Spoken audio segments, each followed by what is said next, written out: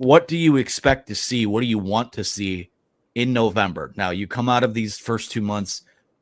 There's no question they're a better football team than they were last year. I think they were 4-4 at this point, maybe 5-3. They're 6-2 right now.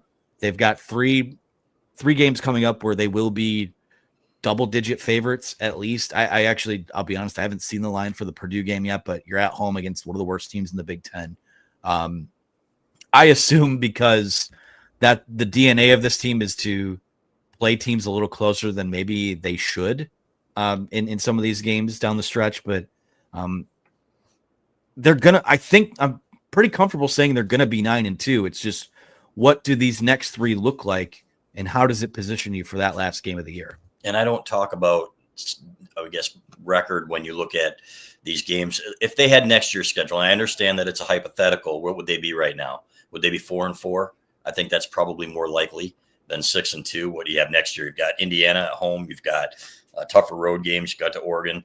And, you know, if this team had played really good, solid, fundamental football against Oklahoma on the road and against USC on the road, I would feel better about it. I would say, okay, you know, things are progressing in the right direction. Nebraska is not a good football team, guys. That's a game that if Nebraska had been pretty good, Michigan might have lost. And it's kind of a dumb thing to say, but they just weren't who we thought they were, or maybe they are. They just weren't very good. So, but overall, it's not really about the record as much as, for example, if you look at Illinois last year, we kind of all looked at their schedule and said, was Illinois really that good, or were they just a product of their schedule? I think Michigan's kind of a 6-2 product of its schedule this year. So, but again, you can only play the teams in front of you. And now you got three teams that you better win, and I think it better beat, and I think that you will beat going into that Ohio State game. What you want to see on a weekly basis, and what I wrote after the game is, now is the time to go out there and, you know, you're going to pound Purdue at home most likely. You should win handily both at Northwestern and Maryland. Northwestern can be tricky. They play hard, but you know what? I want to see all the attention to detail that's been lacking in some games this year. I want to see no more of the dumb mistakes, things like that in those games leading up to Ohio State, to think, okay, they got a real legit shot here of playing a good, clean game against the Buckeyes and beating them at home, so that it's not some kind of fluke. If it were today, guys, what would point spread be for the Ohio State game? 8 points or something like that as a dog at home, something like that. So I want to get to the point where, okay, people are looking at Michigan and saying, okay, even like the teams of the 90s that were maybe 3-loss teams, 4-loss teams going into that game, they had been improving and they knew that they had the talent and were playing well enough to go ahead and win that game to the point where they were even favorites in those games. I don't think that's going to be the case this year, but just get there and look like a really good, well-coached team with the attention to detail, and I'm fine with it. What do you guys think the line is for Purdue? Because I got it up here on BetMGM. I think it's 21. I think I saw, actually. Okay, so you cheated. So you Didn't knew cheat. it. Went and looked at it. Here, I'll play the game. 17.5. Yeah. It's 21. It's 21. Yeah. Over under is 50.5. So yeah, I mean, I would love to cover that and really build some confidence. I think this team hasn't had that complete game yet, and I don't care if it comes against Purdue, Maryland, or Northwestern. That would be a nice start to put that together. Hell, even the Northwestern game last year was, I mean, do they beat Ohio State at the end of the year last season if they didn't have the confidence that came from winning that Northwestern game? Right. Maybe not. They were feeling really good. I mean, the backups got in. Everyone, you had those good vibes. That stuff is the intangibles in college football that, maybe doesn't get talked about enough. So if Michigan can get that going, two's a trend or whatever it is, three's a habit. I don't even know this analogy, but I just know that at some point it gets up to rampage territory, as Jim Harbaugh used to talk about, when you're a team that, wins 4 or 5 in a row and you're kind of rolling and they got to come up here and play. So I think those would be, it's very general there, but just tighten everything down, make sure that, all the details are there, that you are playing to your potential. Because I wrote that, I think, after the what game would it have been? Like 3-4 games ago, that Michigan looks like they have a high upside. They're just not reaching it very consistently at all. And then, you see the USC game, like, okay, well, the floor is a little bit lower than maybe we thought as well. But this team has some individual talent. They've played well at times. I mean, the Washington win is starting to age well. That Washington offense put up 42 on Illinois last weekend in a win. So they can do some good things. It's just got to happen more often, got to be more consistent.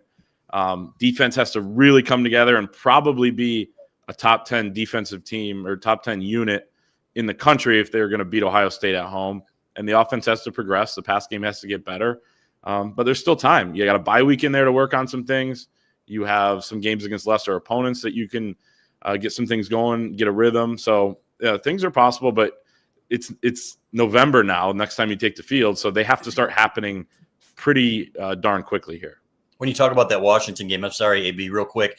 It is amazing, right, how much the home and away thing matters for decent to good teams. But for the elite teams, they're going to be able to go like Indiana. Again, it's hard for me to say it, but they're going to go out to Oregon and they're going to be able to play them to us, and Ohio State's going to be able to go to Washington and win a 24-6 game out there, right? Which is what you would have expected of like a 2023 Michigan team, in my opinion. So otherwise, so that's the difference between being one of those second tier or third tier Big Ten teams. I said I think that there are probably Michigan would probably be fifth or sixth in the Big Ten right now. I don't know where when AB's power rankings come out. When do those come out, AB? It'll be tomorrow morning at 10 a.m. I can't wait to see it because I'm excited. I was actually thinking about you when I wrote my column. Nothing weird about it, just about what you were going to say, right? And in terms I'm flattered, of, by the way. Yeah, and in terms of what teams would Michigan beat if they played them on the road? They wouldn't win at Iowa, in my opinion. They wouldn't win at Indiana. I think they'd have a hard time winning at Penn State, even. But would those teams win here? I think they would. I really do. I think Iowa. I think it'd be a really good game. I think Indiana would, without a doubt, in my opinion. So, well, Indiana would, yeah.